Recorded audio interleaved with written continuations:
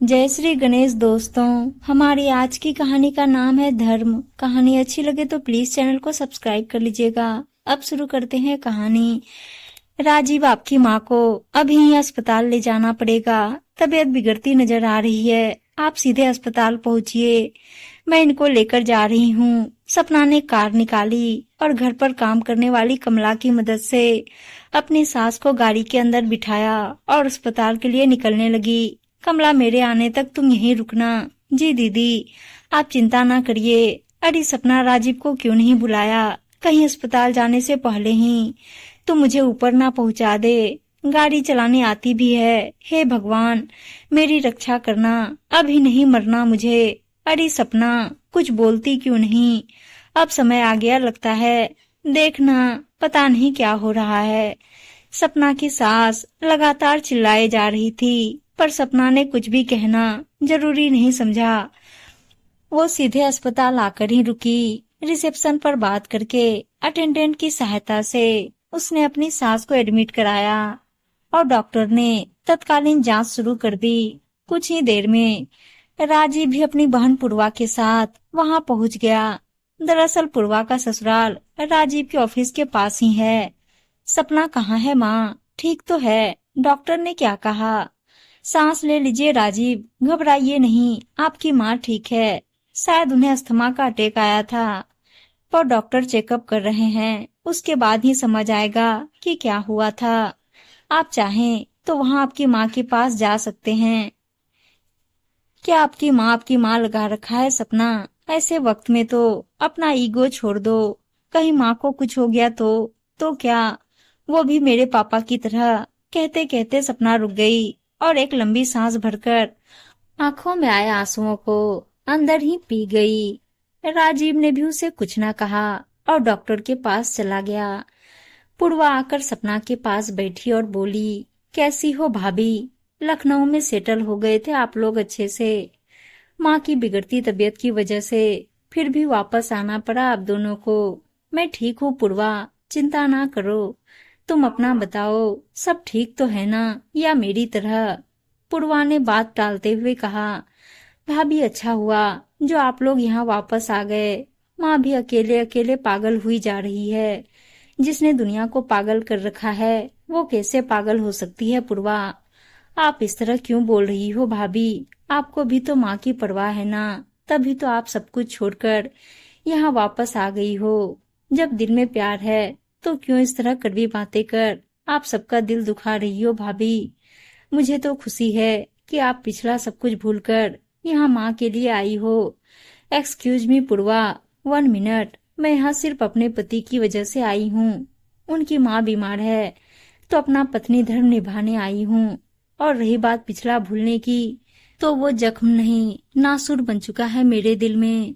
कोई लाख कोशिश कर ले पर वो नहीं भूल सकती मैं। क्या कमी छोड़ी थी मेरे माँ बाप ने, पर फिर भी तुम्हारी माँ का लालच कम न हुआ। हालात बद से बदतर बनाती गई वो। तुम लोगों का चलता तो शायद आज राजीव की दूसरी शादी भी हो गई होती। तुम्हारी याददाश्त तो बहुत तेज है ना पूर्वा। याद है ना जब मेरे जन्मदिन पर माँ पापा आए थे तो उनको बेइज्जत करने के लिए तुम्हारी माँ ने सभी रिश्तेदारों का जमावड़ा लगाया था यहाँ।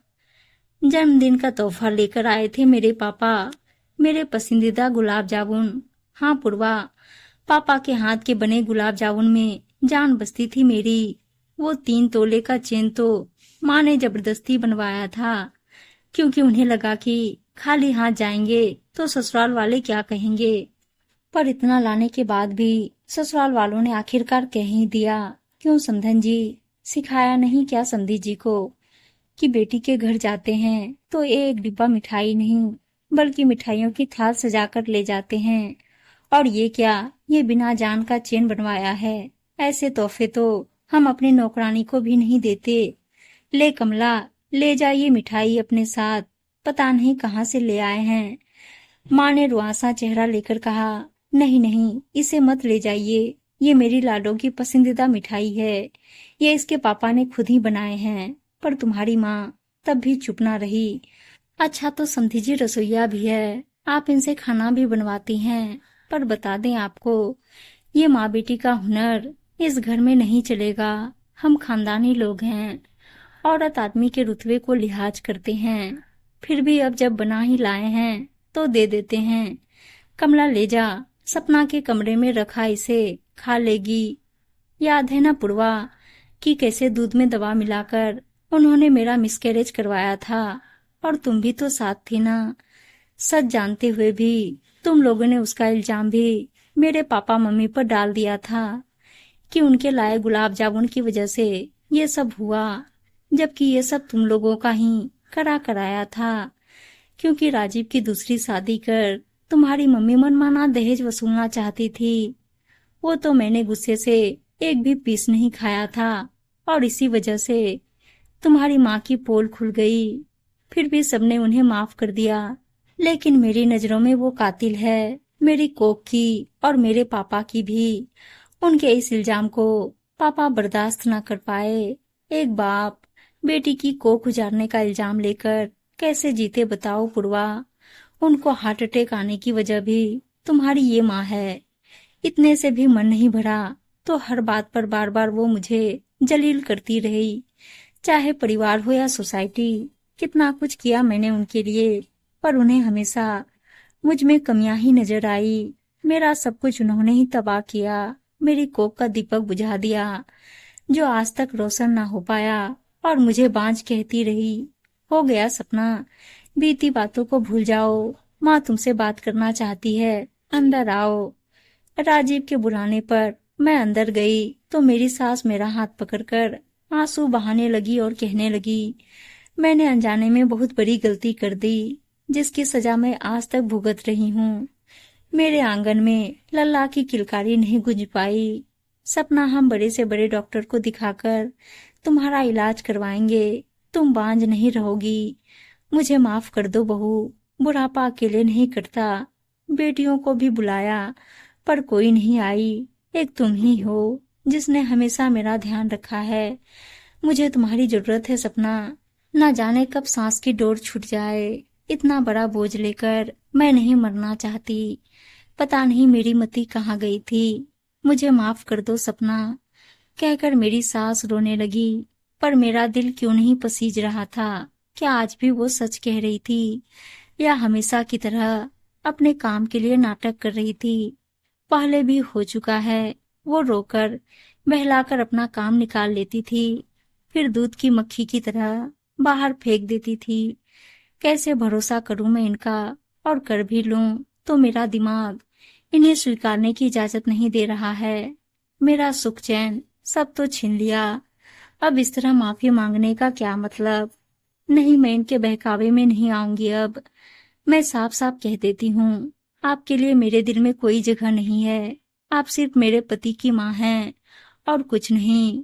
पर मेरी बात मेरी ननद पूर्वा को चुभ गई और वो बोल पड़ी, बस करो भाभी, कितने साल बीत गए पर आप आज भी वहीं अटकी हुई हो। माँ की उम्र तो देखो, पता नहीं कब साथ छूट जाए। कोसना बंद करके दुआ करो भाभी उनके लिए। मेरे सब्र का बांध भी टूट चुका था। कब तक ये सब। नहीं, अब नहीं। मैंने भी आवाज पर जोर देते हुए कहा, दुआ दुआ उसके लिए निकलती है जिसके लिए दिल में इज्जत होती है, प्यार होता है, करुणा होती है। पर नहीं पूर्वा, तुम्हारी माँ के लिए मेरे मन में प्यार नहीं, सिर्फ दया है। वो रहे या ना रहे मेरी जिंदगी में मुझे ज्यादा फर्क नहीं पड़ता। बेशक मैं अपना कर्तव्य और पत्नी धर्म निभाते हुए सब कुछ करूंगी अपने पति की माँ के लिए। उनका ख्याल रखूंगी, इंसानियत के नाते दवा भी करूंगी, पर दुआ कभी नहीं कर सकती। पर सपना, ये सब राजीव ने समझाना चाहा, पर अब मेरा दिमाग सब कुछ साफ कर चुका था। सही गलत सब समझ चुकी थी मैं। एक लंबी सांस भरते हुए मैं अपनी सास के पास रखी, उनकी रिपोर्ट देखने लगी। उम्मीद है दोस्तों कहानी अच्छी लगी होगी, और अच्छी कहानियां सुनने के लिए चैनल को सब्सक्राइब और वीडियो को लाइक शेयर जरूर कर दीजिएगा। धन्यवाद दोस्तों।